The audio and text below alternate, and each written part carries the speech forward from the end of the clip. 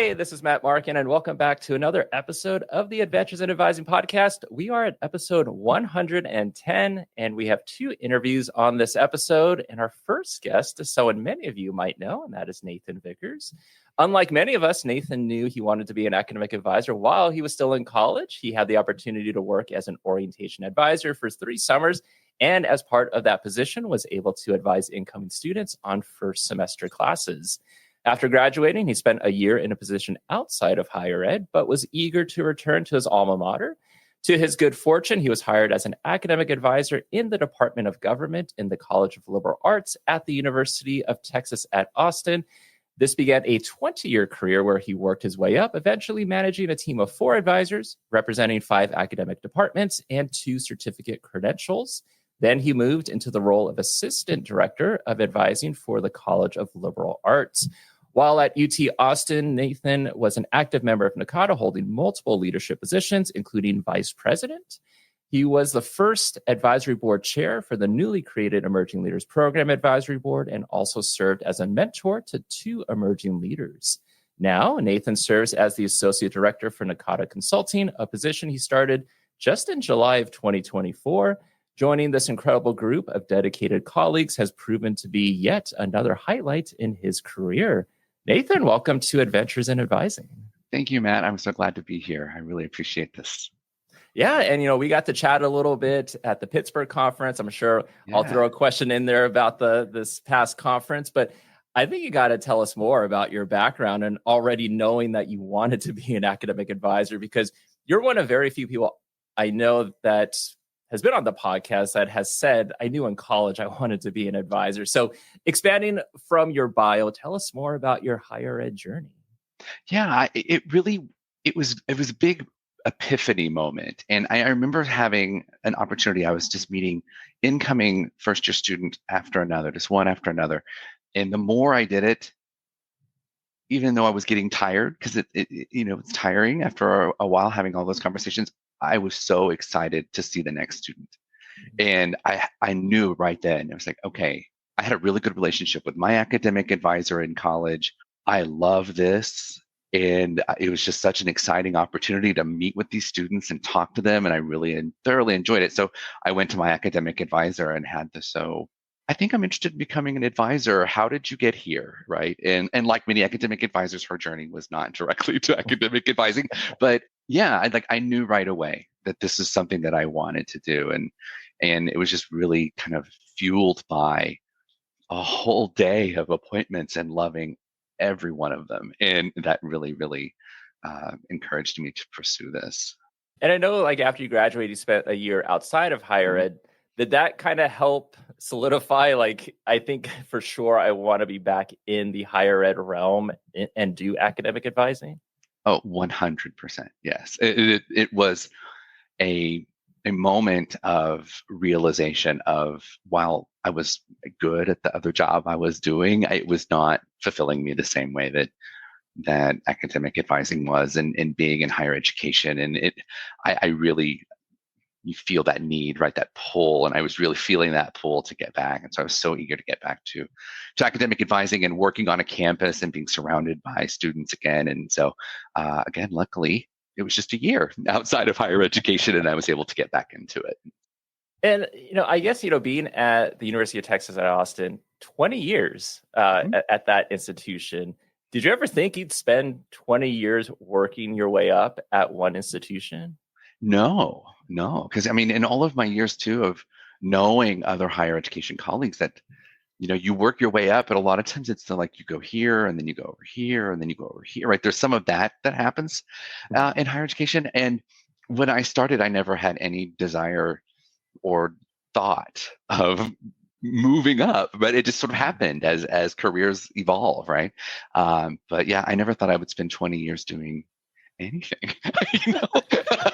And here I was doing it before I blinked, and 20 years had gone by, and I realized that I'd had this incredible opportunity to work at this great school and be around all these great colleagues and learn so much. And so yeah, 20 years, boom, it happened. Yeah. And I know you can't give like a specific type of answer to this question because everyone's story is different. But Yeah. having worked at one institution for 20 years, there might be listeners who are at a crossroads, maybe, of like, do I stay at the institution I'm at? I like my institution. I like where I work. There's some room for growth, but maybe there's not so much of a career ladder. I appreciate the opportunities I've been able to have, but part of me maybe wants to leave. Sometimes society might say that, you should diversify, your career and maybe move around. What do you say to someone that might be at that crossroads? I would say trust your gut and listen to what's really telling you and what's really talking to you. Is it, do I want to move up and there's no space for me to move up here? Or did I have a bad day at my institution and I want to leave? Or is my institution a different institution than it was and I don't really feel like I connect with this place anymore?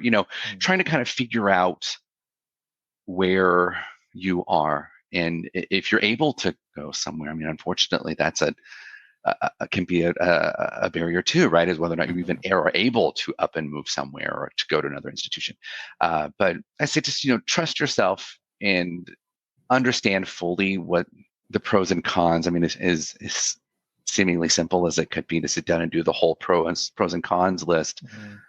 Sometimes when you start doing that, you start recognizing, well, either yes, there are more cons and maybe I do need to move on, or look at all of these pros. And I think that there's some room here in these pros where I could potentially grow or find some additional fulfillment. And then if possible, maybe talk to a supervisor and say, hey, I'm really interested in growing these skills. Is there space here for me to do that, right? And can I start working on this? Can I start this initiative that I'm interested in doing? And hopefully the answer to that question is yes, right? And so you can start growing some of those skills and growing your portfolio and things like that.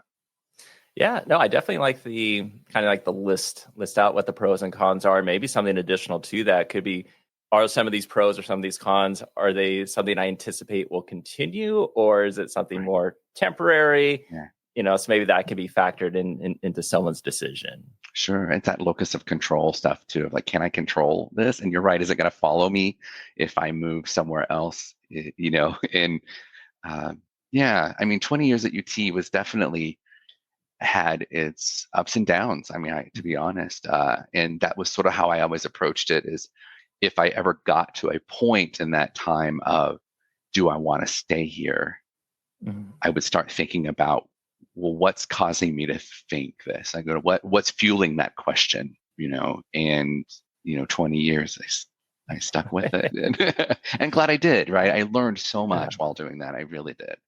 Well, I guess, could you, being there for 20 years, can you talk a little bit more about like kind of your progression from starting as an academic advisor as staff and working your way up through those 20 years? Yeah. I starting off as I think we hear them called like the frontline advisors. That was sort of a term I think we hear, at least it was when I started being that person to see student after student after student. And I loved that. And I've always wanted to grow, and I'm always the kind of person who wanted to try new things related to work and expand on skills and learn new skills. And I was super fortunate to have a supervisor at the time who supervised that way. She was one of those that, every so often duties in the office would sort of get like, everyone would get up and shift one duty to the right kind of thing, right? It was sort of like, you know what, Matt, you've been doing this for a long time. I think we're going to let Jill do this now, and just so that people can grow and add these skills to their portfolio. And that just sort of spurred like this constant wanting to learn more and be more involved and stuff like that. And then being actively involved in NACADA helped so much too, because I was growing in this association and being able to bring those skills back to the office and skills I'd learned in the office back to NACADA, like all of those just sort of melded together. And as I moved up, my supervisor retired. I had been with them for 12 years, I think. Yeah, 12 years in that office. I moved into her role and then did that for a while. And then the assistant director position was actually a new position that was created by the director of advising. And her portfolio had gotten to the point where she needed help, right? And then she needed someone to come in and share the load, and they wanted someone to really focus on training, onboarding, professional development, intentional professional development more specifically, right? And sort of making it where we're teaching new folks and constantly continuing the education of seasoned academic advisors, and that role I loved. That was my jam, and it was so great to be able to do that, right? And to move into a new role. Had a great relationship with a director, and we started collaborating, right? And so that was sort of the way the journey happened. It was sort of I wanted to move up, and I wanted to do different things and grow my portfolio. And that really always started, I think, at the beginning, having that supervisor sort of really encouraging everyone in her office to try new things. And we're going to move some duties around so you can learn how to do this too. And and she would do the same things that she had done for a long time. She'd move to somebody else, take on a new thing, and so it's kind of that learned by example for that. So let me ask you this: what if someone was like, I don't want to learn something else. I like what I already am doing. Did they have a choice or no?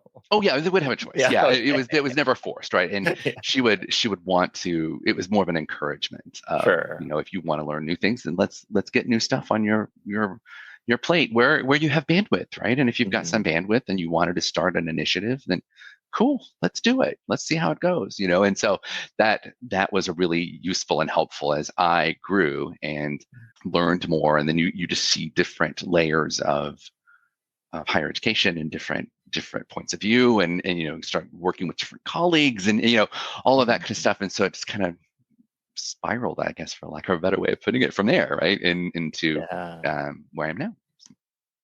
Yeah, I think the moving around is great, especially kind of keeps things fresh. And that's where a lot of the creative ideas come from.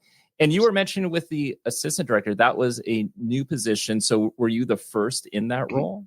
I was. Yeah, I was the first position in that kind of role. They had training coordinators before, but that was not a position that was sort of an assistant director role with a focus on training and development. So in addition to sort of your usual kind of administrative, the budget talks and the staffing talks and those kinds of things that you have with doing your in a director or assistant director level, it was the focus then was on training and development versus it just being that. So that was a new kind of role. So I was the first one in that kind of role that I know of anyway. And so it was a really cool opportunity to sort of make that as we kind of learned on the fly sort of as we were going through with the director of advising. And again, she was really great. And she is really great. I just don't work with her anymore, but she's fantastic.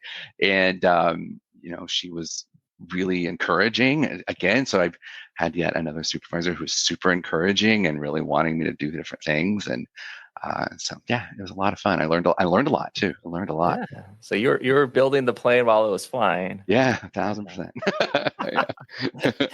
Any highlights from your time as assistant director with like those job responsibilities, especially kind of just creating it from the ground up, and especially like the professional development part, which I would assume a lot of your staff was probably very happy with to have someone in that role and that being one of the responsibilities.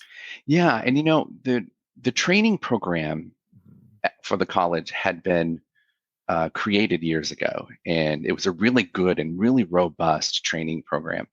And it was one of those things that there just wasn't someone who could dedicate 100% or most of their time really focusing on this, right? But it was great, and it really was. And so I had the opportunity to go in and kind of got the encouragement, if you will, to well, let's look at this and see, where can we improve? Where can we expand? Where can we alter? This hasn't been altered a lot in a while. What can we do? And so that was a really cool opportunity to go and examine what had already been done and had been done well. And I was joked, it's we don't need to, we're not tearing down the house. We're just sort of redecorating in some places, right? And so, and then expanding it to a different platform. So it's a little bit more accessible, and then being able to create some professional development presentations on advising approaches and creating an advising philosophy. And understanding how the core competencies and sort of doing all those kinds of things, especially because we had a bunch of new advisors for Mhm. at a time.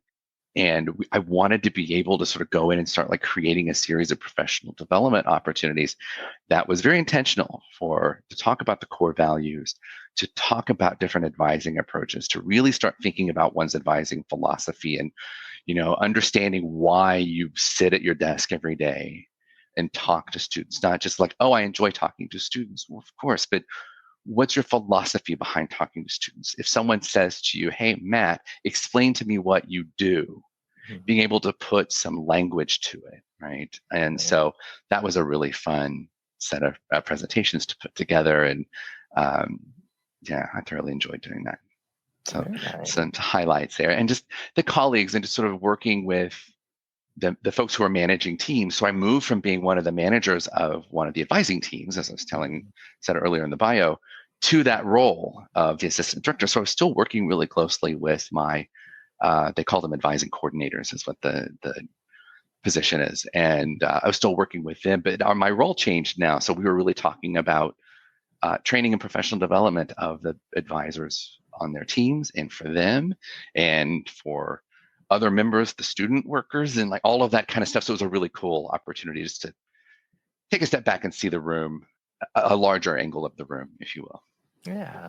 Yeah. And then you were mentioning earlier about NACADA, and I'm always curious to like when the NACADA start fitting into all of this. Like while at UT Austin, you were also moving and shaking with the NACADA. Do Yeah. you remember what made you want to get involved in the organization? I think I had a again a boss who was really supportive, and she talked about it a lot. And it's interesting that my first year or so at the institution working with her, she was NACADA president. So I had a really interesting view of that, right? And so, Sure.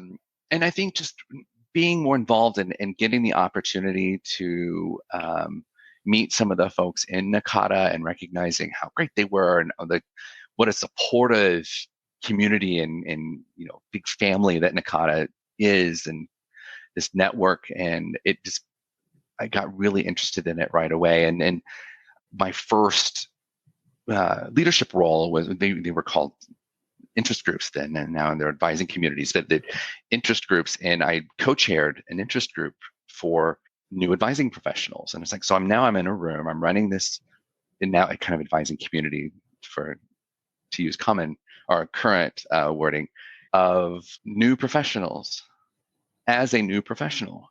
And so it was a really great opportunity to just to talk about and share our experiences and share resources and sort of talk about the ups and the downs and the struggles and the goods and the bads and all of that. And it was a really cool space to learn together. And that was when I was totally hooked to see NACADA as this incredible place where we can learn and grow and network and share. And it's safe. We can talk about things together, and that we all have a common language that we speak, and we all have some common experiences.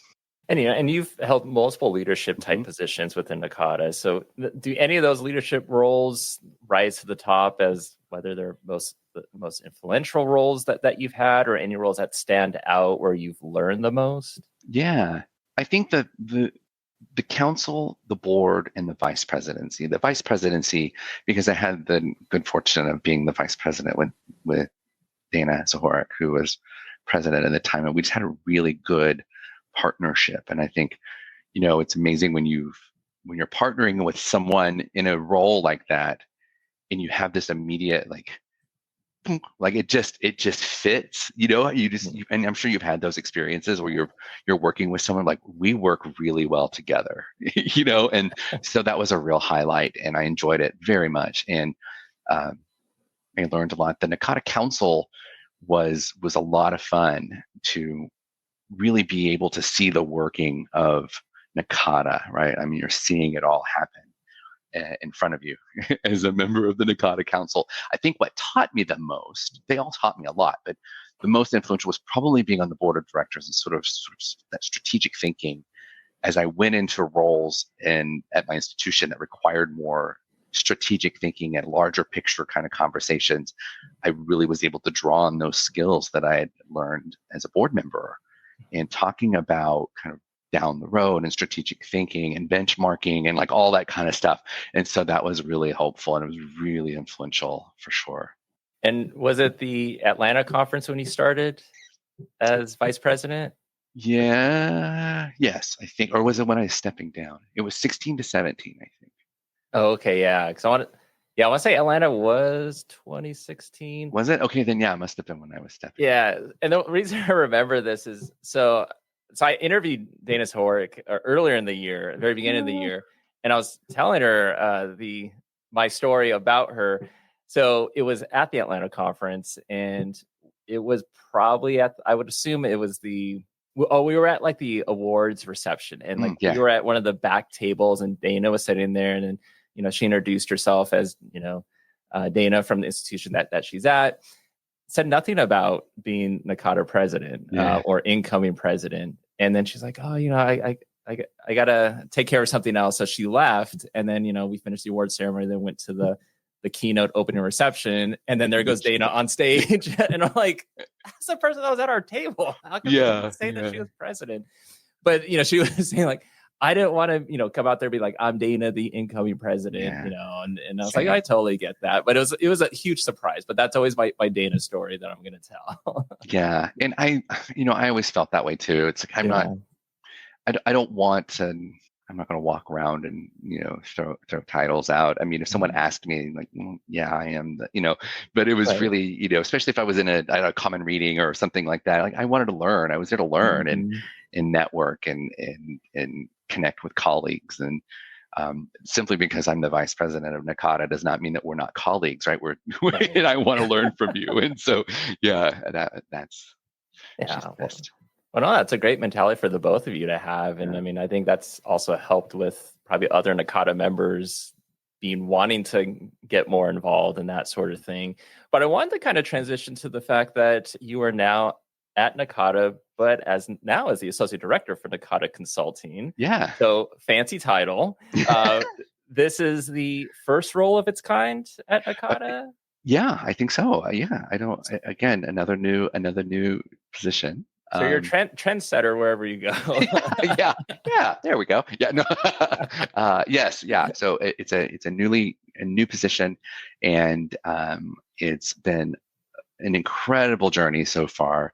Lots of learning, and the folks at the executive office are so great, and I've got a great team around me, and folks have been doing this for a long time, and being so willing to share and teach and help me and as I'm learning this stuff has been really great. Yeah, and I know since July is when he started, so a few months. But for you, how would you describe your role as associate director of NACADA Consulting? What does that all entail? The majority of it is sort of a kind of a larger kind of management of the NACADA services and being a primary contact and a primary sort of person to devote their time and their bandwidth to NACADA Consulting. It was always there. It's always been around. It's been around for a long time. But having someone to really think about growth and about how can we, those questions of what's working, what could we improve on, how could we grow, how can we expand this, that kind of stuff is really what the role is. Plus, doing consulting as well, right? So going out on the program reviews and answering questions about the self-study and the different services that we have, and all of those kinds of things. So it's been a really cool opportunity to take services and parts of the NACADA kind of ecosystem, for lack of a better way of putting it, and really dig in, right? And to learn all the nooks and crannies and of it, and talk about ways and think about ways that we can grow this and strategically, right? Instead of just, well, we're going to do this now, right? Sort of, not that was what was happening, but you know what I mean? Like sitting down and really talking to the team of folks who are working on this and really thinking and brainstorming on ways to grow and improve and assess and things like that. Yeah, and what would be some examples of some of the services that NACADA offers for that? Well, there are several that we have, and we starting at being able to do some keynote speeches and things like that. So if someone's having a conference and they wanted someone to come in and talk about a particular topic, we can have a facilitator or a speaker come in and do a keynote speech. Also, professional development workshops, which are really great too, that can be kind of tailored to what you're wanting. If you needed someone to come in and do one on writing a mission statement or benchmarking an assessment plan, those kinds of things, having a facilitator come in and do those workshops on your campus. They could be in person or they can be virtual, kind of depending on whatever's easier. And then program reviews, where consultants will go to an institution, meet with the folks on that institution's campus, and then from that write an in-depth report about their findings, right? This is what's working well. Here are some recommendations. Here are some challenges to meet, some challenges.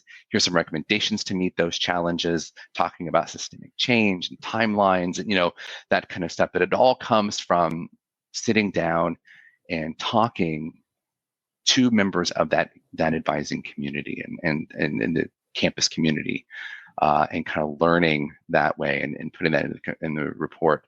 And the reports are based on the 9 conditions of excellence that we have. And then the kind of largest one that we have is a excellence in academic advising self-study program. And that's a big, deep dive on a campus about academic advising. And it's getting an entire campus talking about academic advising and really examining it and using all these different data streams. So we have 2 surveys that NACADA has. One that goes to faculty and staff, and one that goes to students. And that's another service that folks can do if they wanted to gather some evidence and things like that. But just kind of gathering this information and evidence on your campus and starting examining it. Where are the gaps, right? What are we doing well? What do we need to work on, right? Those kinds of things. So it's a good opportunity for institutions to really sit down and take a deep inward look at academic advising on their campus.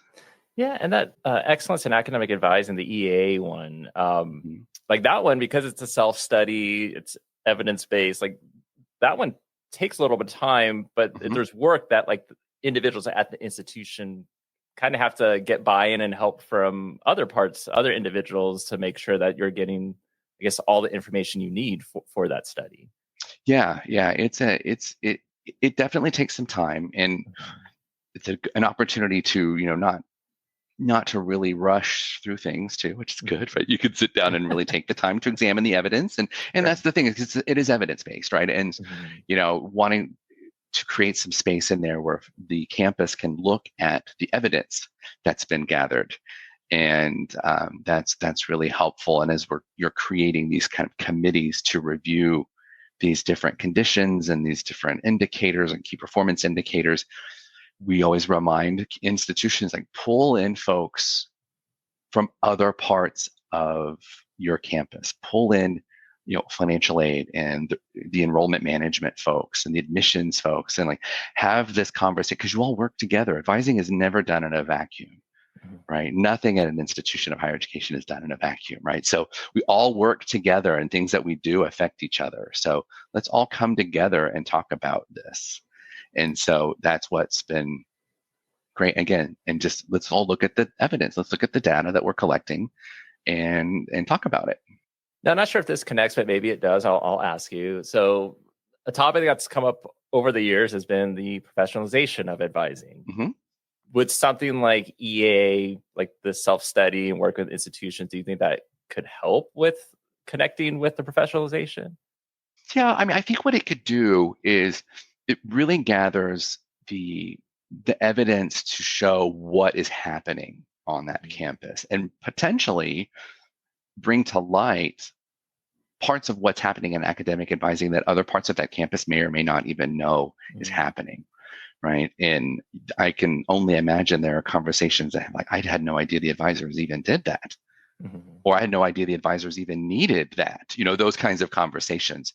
And, that just to show you've got, anything that's evidence-based is is good, right? And being able to show it's not a, well, I think, it's a, look, here's the evidence to show this is what we're doing. This is what's working well, but we need help. And this is where we need help and why we need it, and that kind of stuff, so that decision makers can see the proof in the pudding, if you will, to potentially make some change or expand a staff or something like that. And I guess in your role, like, let's just say EA, for example. Let's say an institution that goes through this, they have their findings, they go through the whole process. I guess the question that might come up from someone might be like, well, now that that's done, how do we ensure that this report doesn't just collect dust, that things hopefully are implemented or used? Like anything that you help with that, like afterwards? Yeah. So part of the process is that's kind of woven in, right? As you're talking about these recommendations and evidence that's coming up and how to overcome potentially a challenge that may come up, or opportunity for growth and all of that stuff.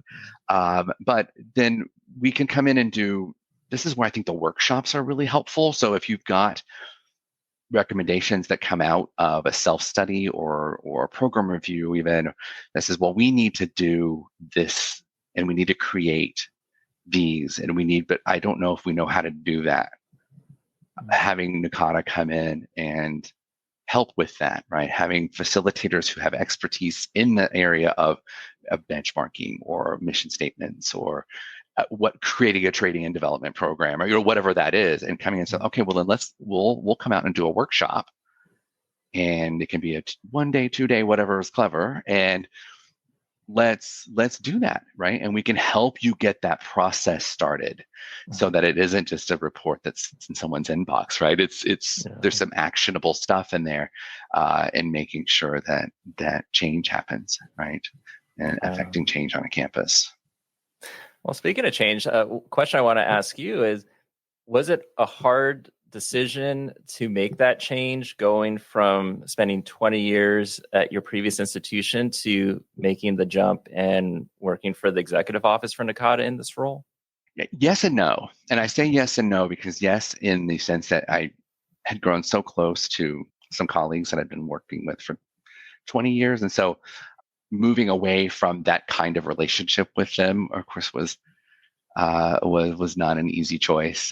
That was definitely in there. And there's always that fear of the unknown. And as much as I like to grow and as much as I like to try new things, I am very much a kind of person who has a little bit of stress and fear for the unknown, right? That like, oh my gosh, what if, I kind of what if myself to death sometimes. And it was a little scary at first. I'm not going to lie, to think about leaving an institution that I knew every brick of that campus. I mean, I went to school there, I worked there, I had done so much on that campus. But I think what made that transition easier was I was moving to a position at NACADA. I also knew NACADA really well.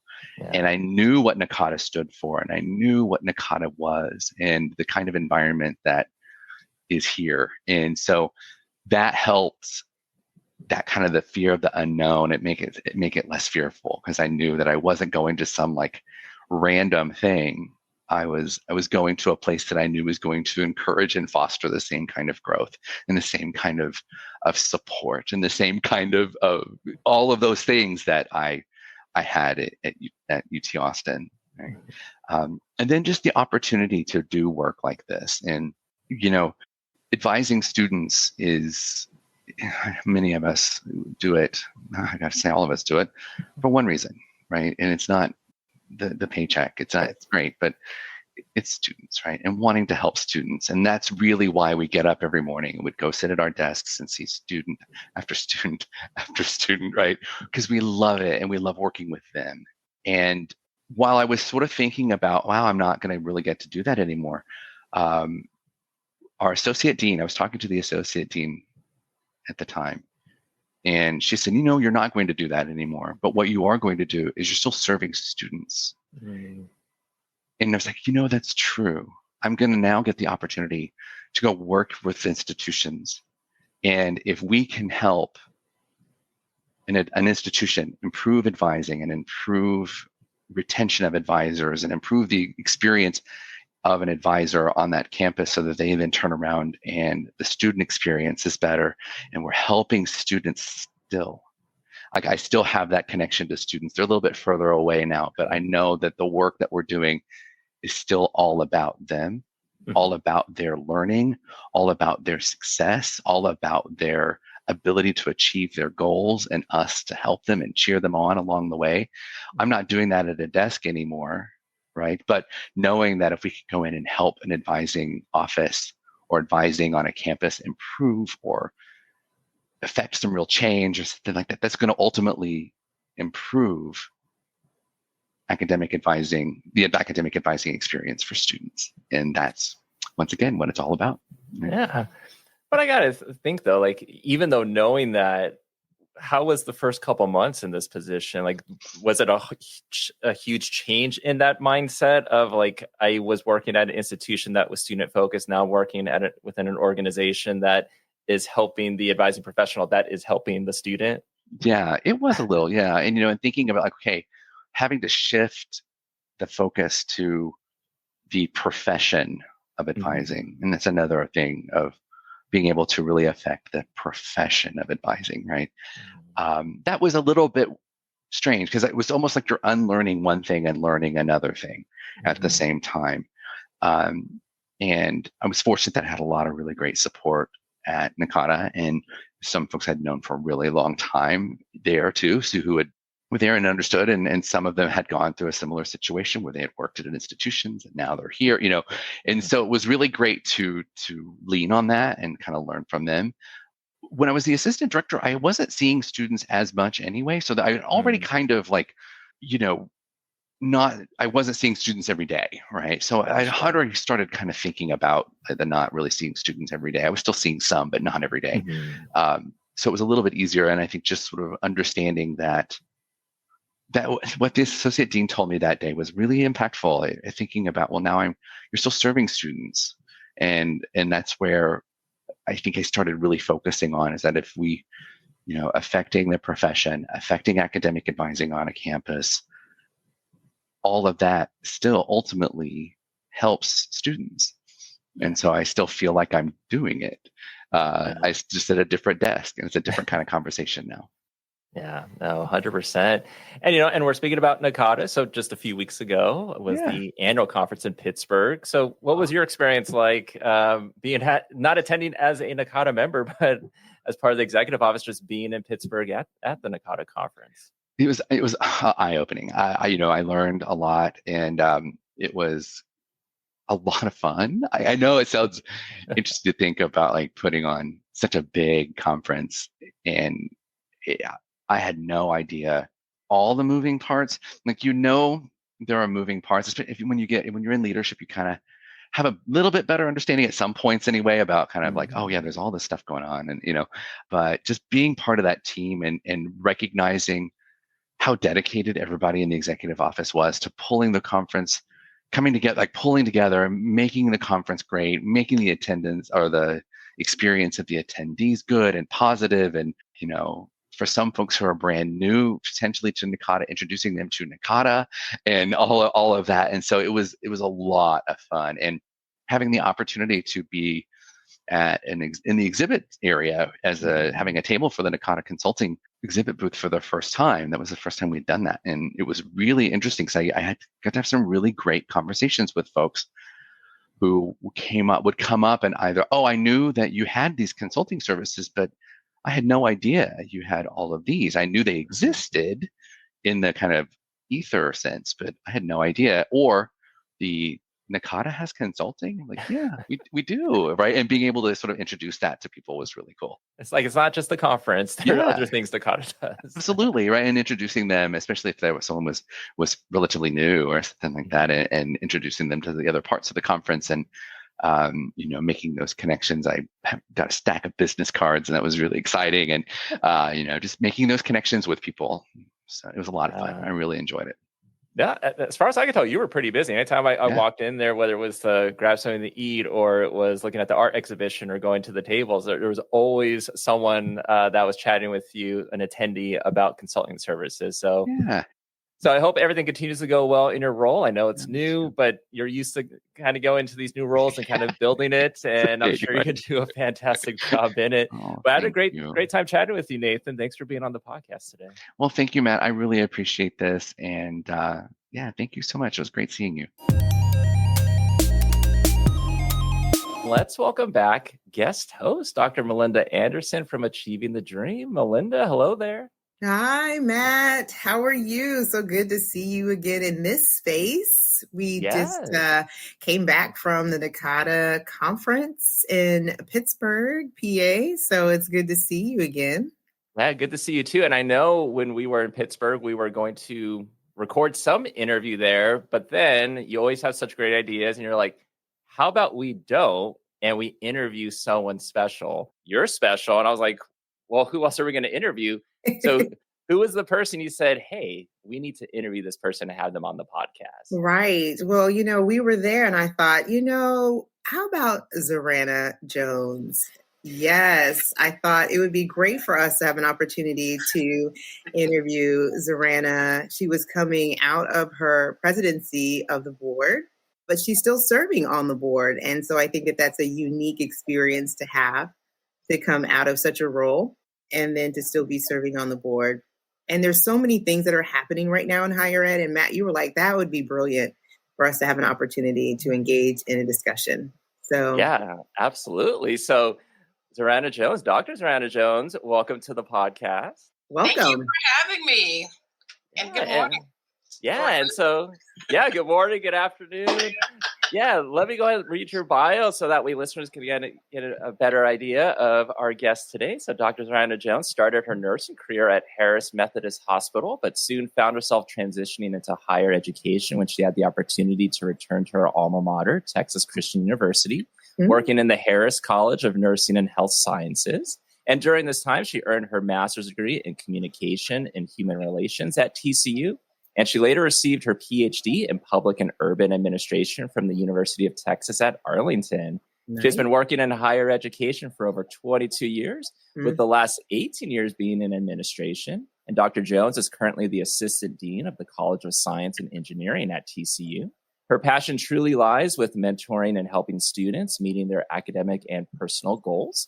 Dr. Jones is also the recipient of the University Wozniak Mentoring Award, recognizing her mentoring efforts. Yay. And as the founder and director of the TCU STEM Scholar Program, she has created an academic enrichment full scholarship program for the best and brightest underrepresented students pursuing a degree in science, technology, engineering, and mathematics. And because of her efforts, she received the Michael R. Ferrari Award for Distinguished University Service and Leadership. And her love for students is not only in the university setting, but also in K through 12.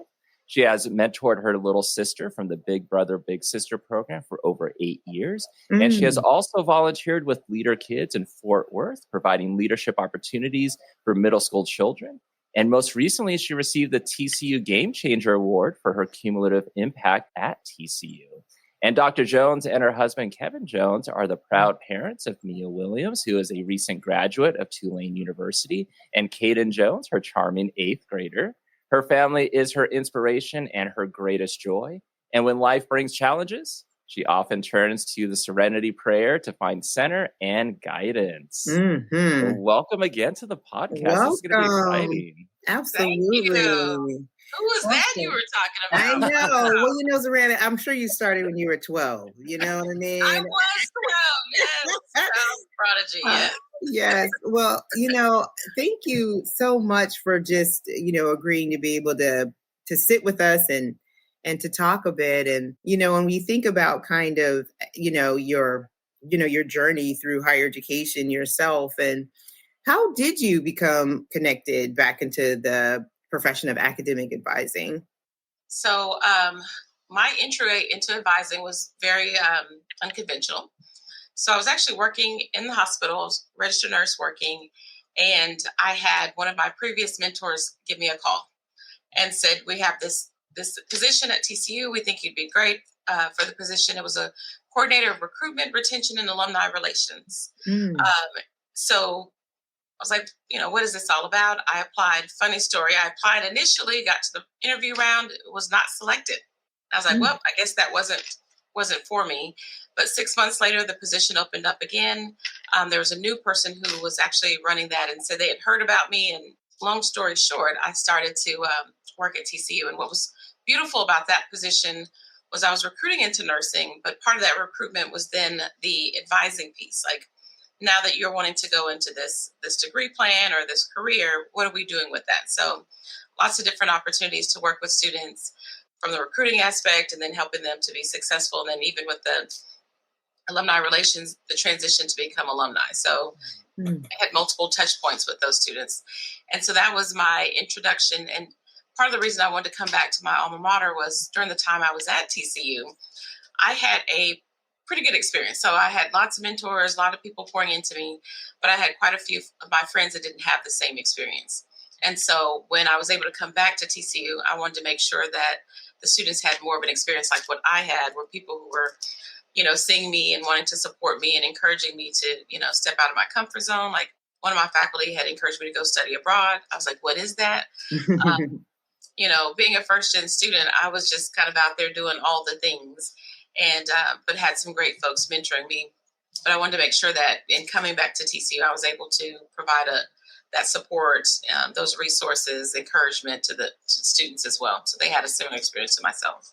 Oh, yeah. No, that's wonderful. Because, oftentimes Matt and I, when we hear the adventures in advising and what kind of draws people to this work, so just hearing your story, that's very beautiful, and wanting to give people the experience that you had. And when you think about the needs that students have today in the work that you're seeing, is that similar? Is that different? Has that evolved in what you're seeing now?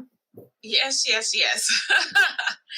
So, we've got students who are in different stages, right? We've got some of those who are first gen, and so those needs are just very different. I have done anything from helping students to figure out how to do their taxes, to helping them, purchase clothes, to encouraging them to interview or join clubs and organizations. Then we have those who have parents who have gone to college and kind of have an idea and are guiding them, but having to help them navigate that college looks a little different than when mom and dad went through. And here are some resources, and you don't necessarily have to do everything on your own, or there are people who are in your corner as well. The challenges, there are a lot of heavy challenges, I think, for students. The cost of attendance is a big issue now. The competitiveness of many of the programs. So you have a student who, 10 years ago, they would have easily gotten into a program, but now the standards and criteria are raising. So it's even more competitive. So it's taken longer sometimes for students to get through.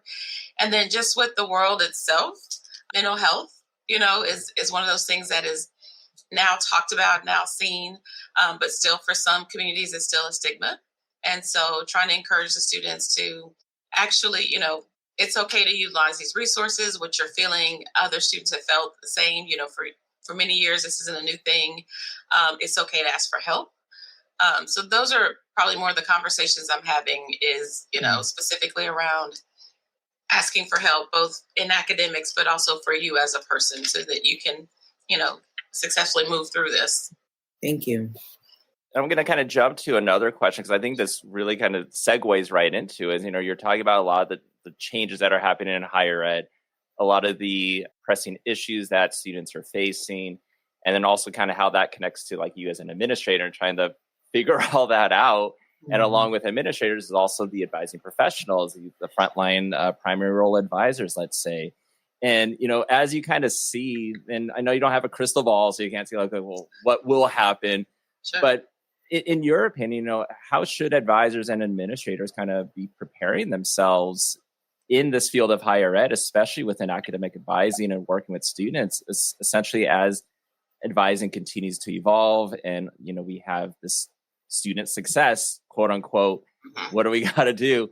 How are advisors and you as an administrator and other administrators supposed to, kind of still prepare themselves with these changes? So we have to continue to educate ourselves on the profession as a whole, on our students, on the challenges that are occurring, also the different resources that are available for students, right? We're hearing a lot about student success, but identifying what is that exactly, and how are we connecting those students so that they can be successful?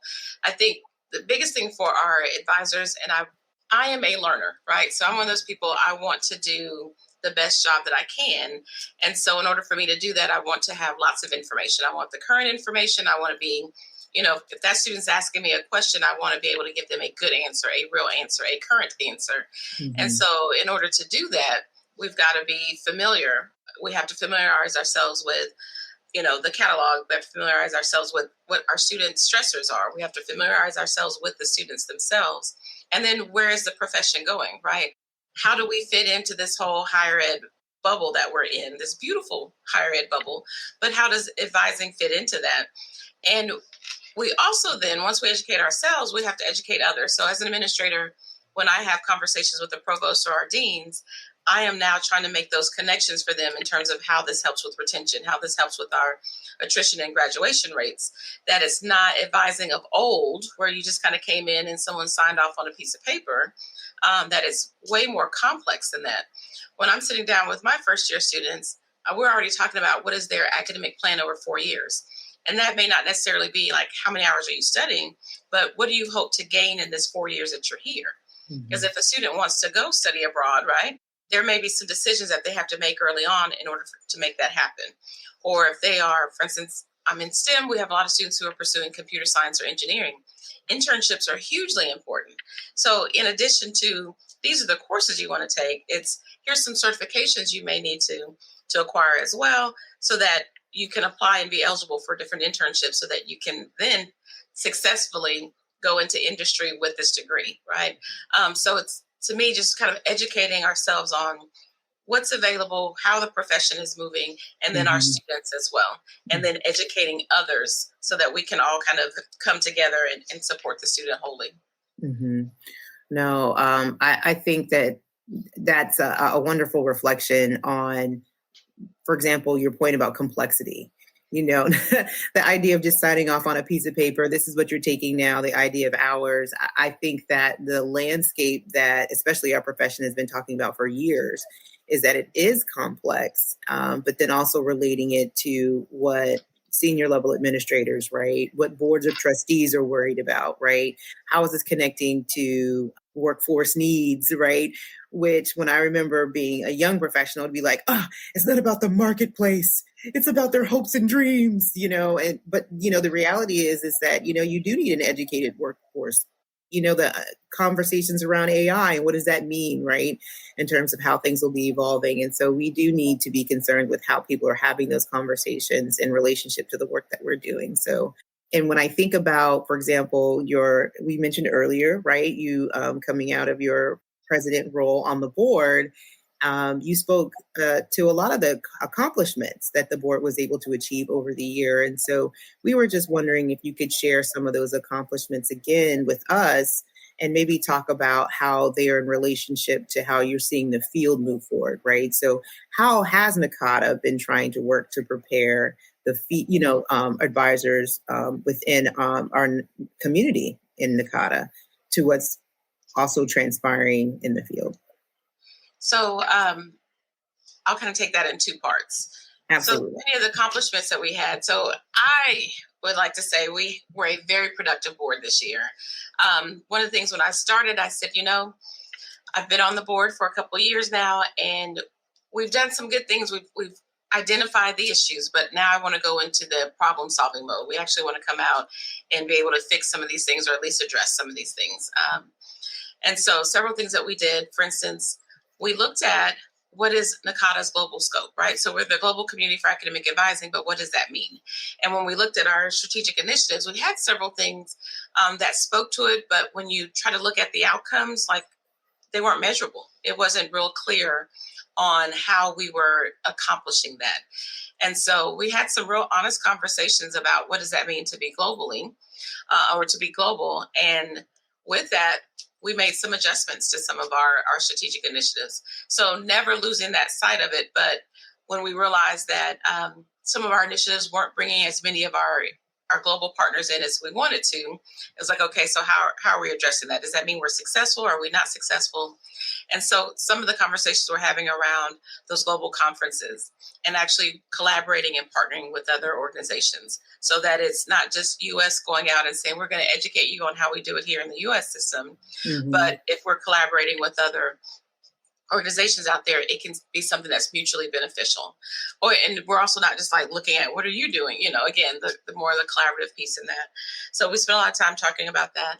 We also looked at our advising communities. So at one point, I think we had over 40 advising communities, and realizing and wanting to serve our advisors, we were kind of stretching ourselves thin in terms of how we could actually have great programming and be able to address all the needs. And so we tasked that advising community to actually kind of do a little restructure and look at, what is the best way to serve our members. And so they went in and actually reduced that 40 plus, I think around 60. Don't quote me on that one. But looking at, which themes made sense, right? Instead of just identifying everything, liberal arts, STEM, coaching, we looked for themes so that, one, as advisors, we can not feel like we're having to choose 10 different interests, but we can actually commit to several things that we're interested in and be more likely to commit to that and be more involved with that. Because I don't know about you all, but you give me too many choices, then I'm like, oh no, what's the best one? And I'm spending more time, trying to figure out what I need to do instead of actually partaking in the thing, right? So that was one of the things that we did. We also, this was based on the Bostrom report. So Bostrom had come in and done a survey for our users, right? And to get an idea of what do people love about NACADA? What are some things that we could have done differently? And so from that, there were some recommendations.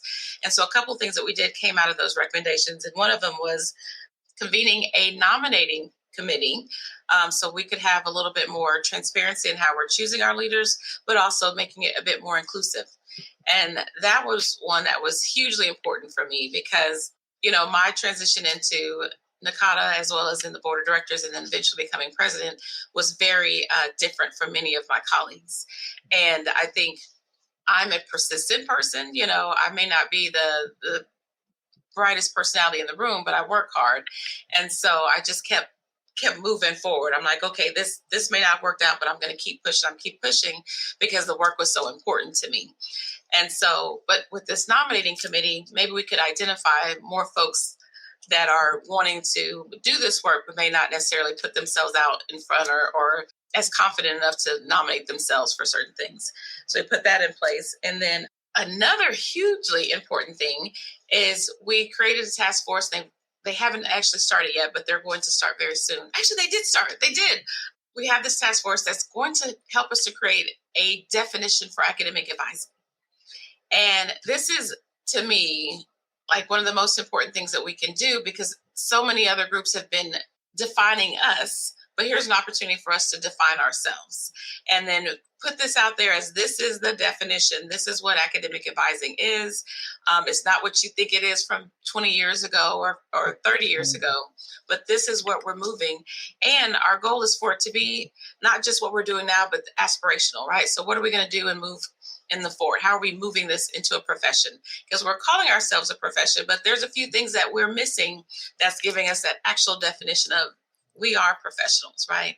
And so by defining ourselves, we can definitely move forward with that. And so those are just a few of the many things that we did in this past year. And I think those are largely important in terms of how we're serving our members, but also how we are shaping advising as a profession. So that's huge. There was a second part of your question. I know it. I forgot it. Well, no, I think you've been answering it along the way. In terms of your accomplishments for the board, it was, how is this moving the association to be able to address changes in the field? And so number one, definitely defining us in terms of what academic advising specifically means and not letting how others have been defining what academic advising mean is huge. How to determine who's leading the profession in terms of having a nomination committee, in terms of addressing how we are showing up in terms of research and practices for the field, definitely. And then globally, right? How are we looking at best practices. Promising practices is the word that I use now, and not best, right? Because it depends on your conditions that exist. And so talking about how you're doing that work globally and being more honest about what globally means and how it shows up. So, and that definitely speaks to how the field of higher education is moving. So no, that was the second part of the question. So you did that beautifully. So thank you so much.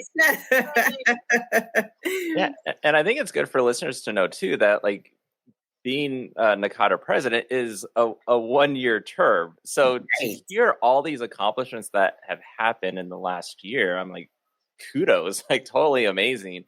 And I feel like ever since I started advising, I mean, granted, some people have been advising for way number of years. You know, I started in 2013, and that conversation about the professionalization of advising has just been ongoing. And so now, hey, we have a task force that has started, and let's get this definition finally. Mm-hmm. So happy to hear that. But I'm interested to know, and I was sharing with Melinda when we were in Pittsburgh that I was like, you know, Zoranna came to our EOP orientation and then spoke about what made her decide to apply or, you know, run for board and also for president. And Melinda was like, you have got to ask her that on the podcast. So I was wondering if you could share that with listeners about kind of your decision-making process to say, you know what, I want to run for board, and then ultimately, when I'm on board, to run for president. Absolutely. So I actually started with NACADA back in 2003. So soon after I started that job as the coordinator, part of my professional development was going to NACADA. And back then it was obviously the National Academic Advising Association. But my supervisor was like, hey, this is this thing. You're going to be advising students, so you need to know more about that. And so went to the first meeting. I think it was in Dallas, as a matter of fact. Came in and was just floored, right? Floored in a good way to say, okay, one, there's all these people here, right? There's thousands of people here. And then we're all doing a similar job, but there's so many facets to it, right? So I came in and just learned as much as I could, met so many different people. And at that time, there was the Health Professions Advising Interest Group. And so I joined that immediately. And there was a lovely woman, Beverly Childress, that was from Auburn. And she had made the call of who wants to get on the steering committee. And I was like, me, absolutely me. And at that time, I was able to go to conferences every other year. And so whenever I was there, she was very gracious, and we would have a little lunch, but we would, you know, prepare for the fairs and things of that sort. So that was kind of my first taste of leadership. Then when she stepped down, she asked if I was interested. And, you know, at that point I was so honored, like, oh my gosh. So took on that role. And back then with the interest groups, you didn't necessarily have to do all the required reports and things as a commission, but it was important. Like I wanted us to make sure that we were doing, you know, at least that, so that, again, we could better serve our advisors and ultimately better serve our students. And I think I did an okay job, because then they asked me to be on the steering committee for just those interest groups. And I was on one of the task force that helped combine those. And then the leadership just kept going. So I had different leadership roles. So I was on the awards committee and different task force and things of that sort. And what was beautiful is, you know, when you go to the conferences, you meet lots of people, and these folks become colleagues and friends. And so I had a lot of encouragement along the way. Specifically, Megumi was one of the people who was truly encouraging. And she said, you know, I can see your passion for this work. You're a really good leader. You're really, you know, doing a good job. She said, I can see you as president one day. And I just like laughed. I was like, oh, Megumi, you're so kind. You're so nice. You're so lovely. But I was like, I just don't think that's my journey initially. But she kept on. And as I kept getting more and more involved, I realized too that there were some things that I wanted to change, right? So I'm like, we're doing this, but if we could just, you know, tweak it or do something a little bit different. And when we would have town halls and things of that sort, I would show up and I would have my criticisms about why weren't we doing things a little bit different? And I've always been one of those people where instead of just sitting in the background complaining to my friends or going to a town hall and fussing, I was like, I want to be a part of the solution, right? And so I realized one of the ways to do that is to ultimately get on the board. The board sets the strategic initiatives and the goals in terms of what are we doing with funding? How are we spending those funds? And so I ran for the board. Didn't make it the first time, But I did end up on the board when someone else took on a different role. So I finished out a term, wasn't eligible to run for president or VP at that time. So I had to run again. So I finished out one term, ran for the board again, and was surprised that I got it because I didn't get it the first time. So I was like, ugh, my chances aren't so good. But was able to run again. And then I decided I wanted to do the presidency role because I could see the impact that you could really make in that role. Like, definitely all the board members come together. There's lots of work, lots of conversations, but even some of the things of creating task force or setting the agenda or the initiatives, the president does have the power to do that. And so some of these things that we've been talking about for years, I'm like, I want us to get that done. And so ran for that. Was surprised again when I won that. But this past year has been fantastic. You know, we've got a lot of really good people who are doing this work, but I just felt like I wanted to move us a little further. I wanted the profession to move further. I wanted NACADA to move further. But it was always about how can we do our best work? Because to me, it always goes back to the students. I know people have other ideas, but I'm always thinking about what is the best way to serve my students.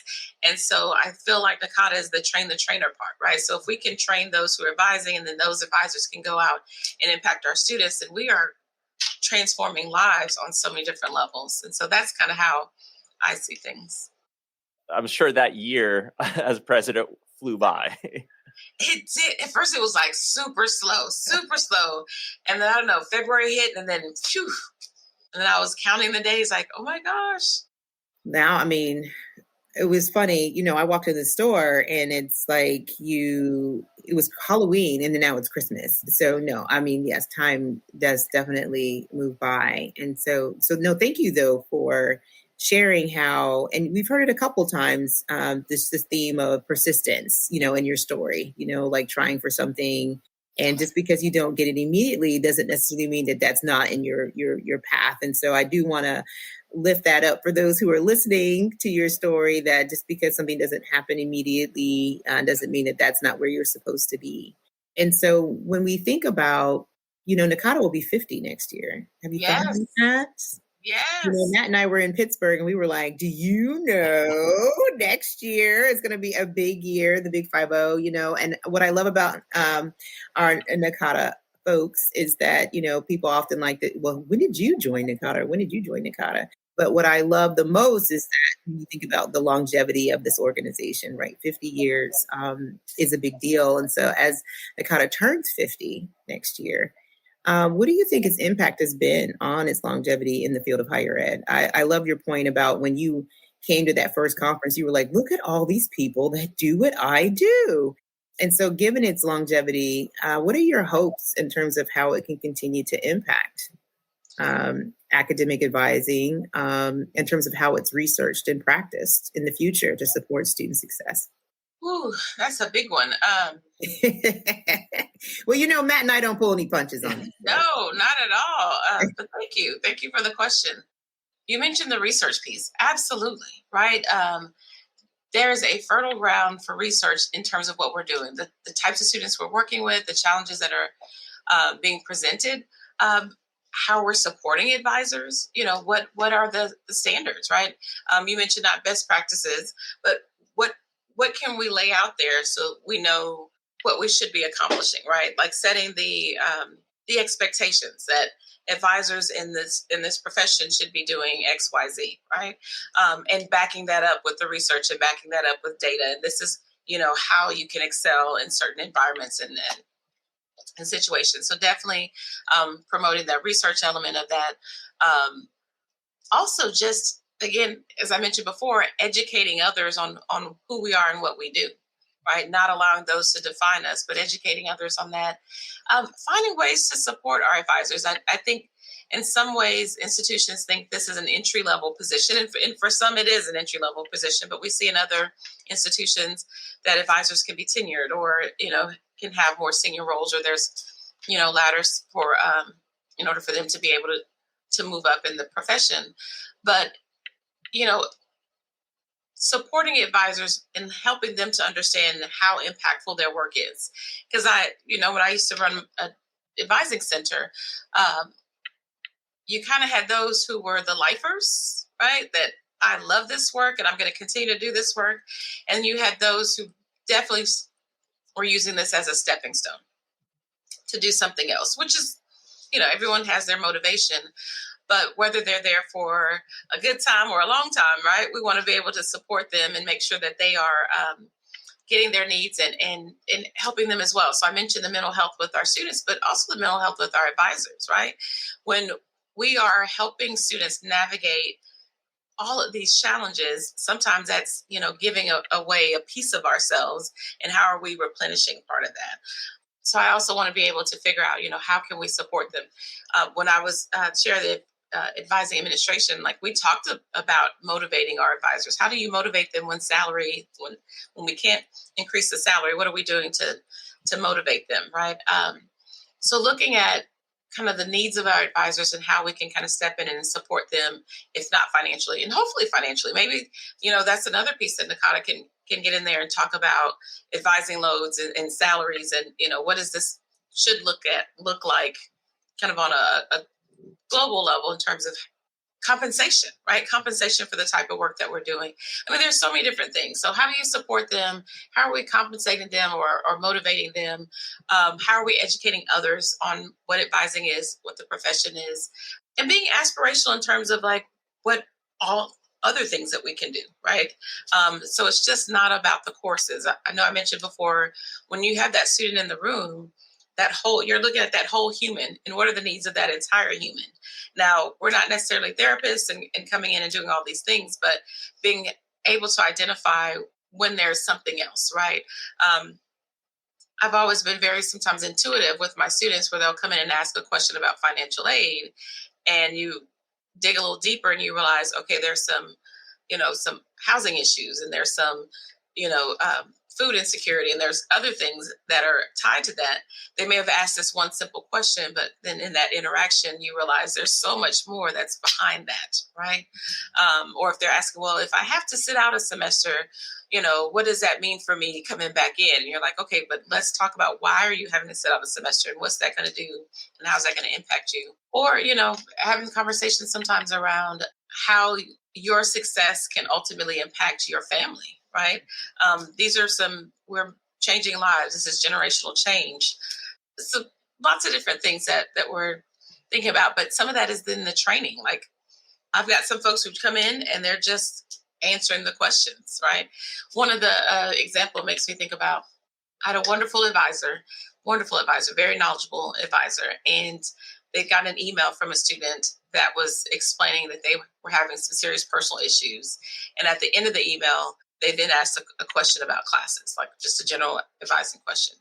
And my advisor answered the question, didn't acknowledge all the other things.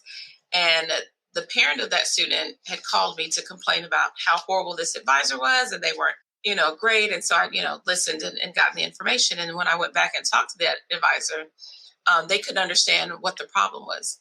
And I said, that was a human, right? So even if you would have just acknowledged, like, I'm so sorry these things are going on, and, sending you positive vibes or whatever you want to say, and then answering the question would have allowed that student to be seen, right? So I was like, you didn't do anything wrong technically, but not acknowledging that was a human sitting in front of you, a person that has a lot going on, thoughts, feelings, and they were at that time felt comfortable enough to share that with you, let's at least acknowledge that, whether you could, talk them through it or not, acknowledge that this is a human that is complex and has lots of things going on. So being able to also train and talk about those kind of things, like you're going to be presented with uncomfortable conversations, right?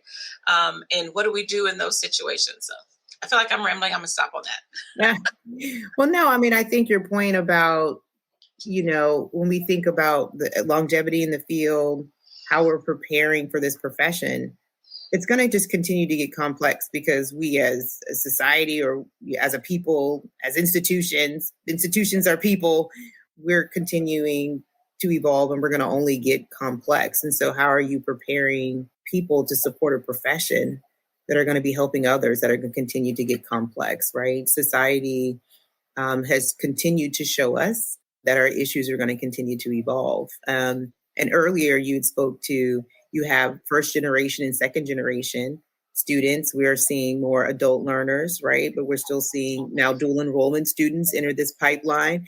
And so whoever you're supporting, whoever walks through that door, you're going to have to take the time to evaluate how do you show up for that person. Everything you were saying, I was like, I agree. Yes, I can see how we can improve on that. I mean, especially the part when you're talking about a student might come in for like a simple question, right? But maybe there's something behind that, or they may not even know. But if you take like the one extra minute to ask a couple extra questions, maybe they didn't know about they had a hold or that they could repeat a course, or then they find out there's certain resources that they didn't know about. But one of the best questions my colleague had ever said that you can ask a student in the very beginning is, tell me what life is going like in your world right now. Yeah. And then that could ultimately spiral into a whole bunch of other paths and other questions you can ask. But they might come in saying, I have a question about financial aid. But they could walk out half an hour later knowing so much more. Absolutely. That's a great question, Matt. We often design systems based on how institutions work, and we do not design them based on the student experience. So how a student encounters us is not how we design at all. And so when we talk about student success, often I always start with, well, who owns what? And then people can tell you who's responsible for what, who does what, but rarely do we put the student voice in the center of how we've designed what happens on our institutions. So, the other fun thing that Matt and I talked about that we wanted to ask you, Zoranna, Dr. Jones, was about the 50th in terms of how we're going to be celebrating in Las Vegas. So before we jump there, though, what did you enjoy most about Pittsburgh? Because for those who might be listening that didn't get a chance to join this year, what are some things that you enjoyed the most? And then what would you be looking forward to next year? Pittsburgh was a great time. I had a wonderful time.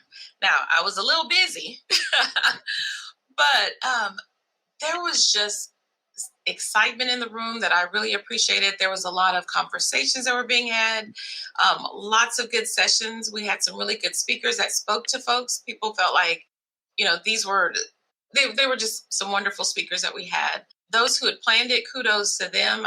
I've been to many of these conferences, and this one just really felt encouraging. It felt uplifting, affirming. So I love that about the conference. It was just a good time. It was a really good time.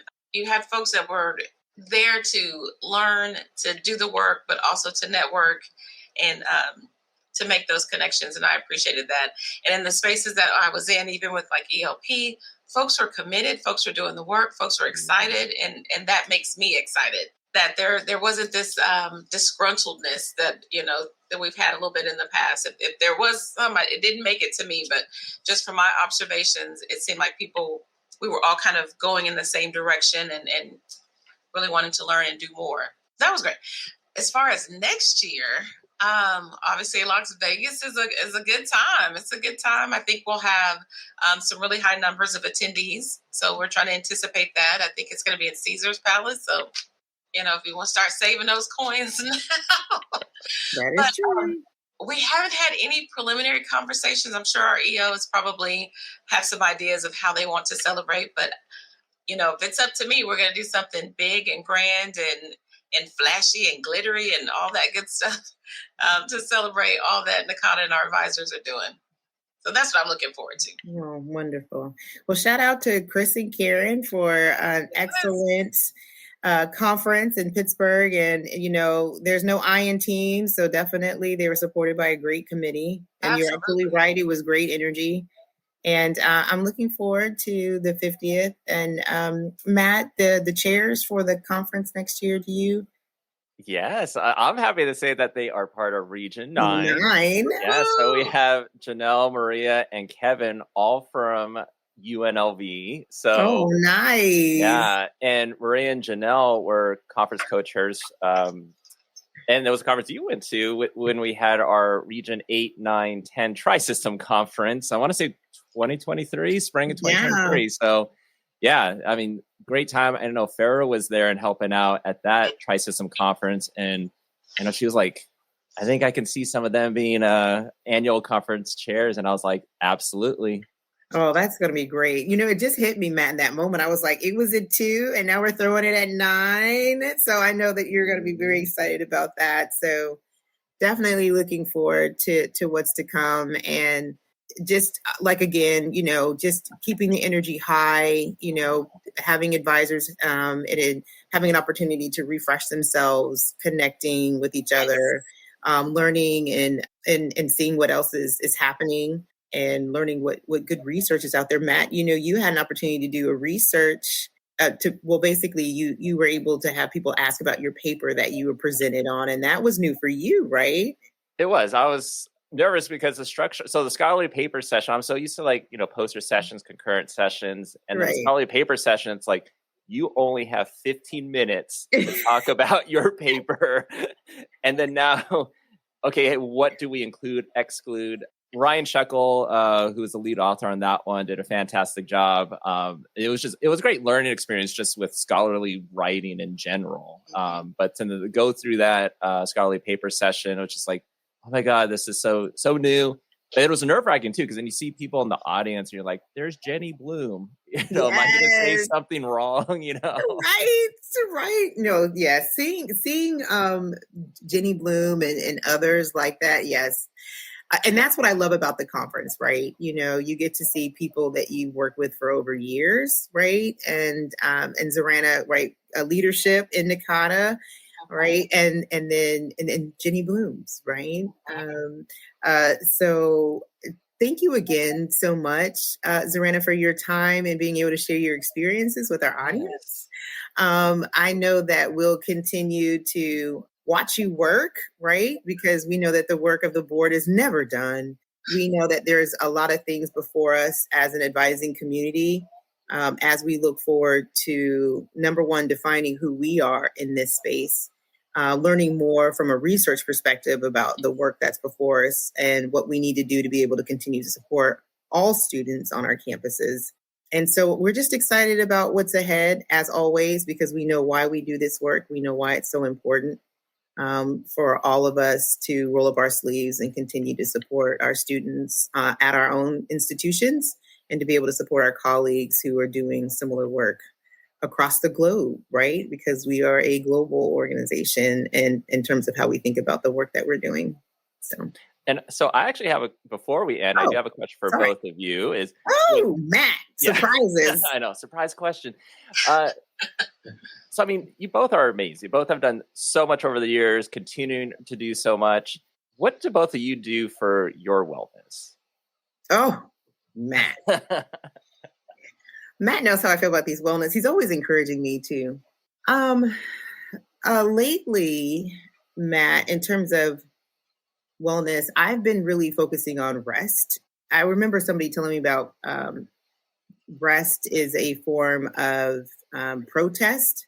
And I remember thinking to myself, like, that's crazy. But then I thought about it and I was like, yeah, I mean, you should be going to bed early and not on your emails, or you should take a nap if you have time to do so, And so I have really just been trying to focus on sleep hygiene. I know that sounds boring. Like I wish I could take off and do a spa day or get massages in Sweden or something. But lately it's really just been trying to rest my body in my mind. So, but that's a great question. Thanks for asking that. Zoranna, what do you do for wellness? I'm going to have to model some behaviors for you, Melinda.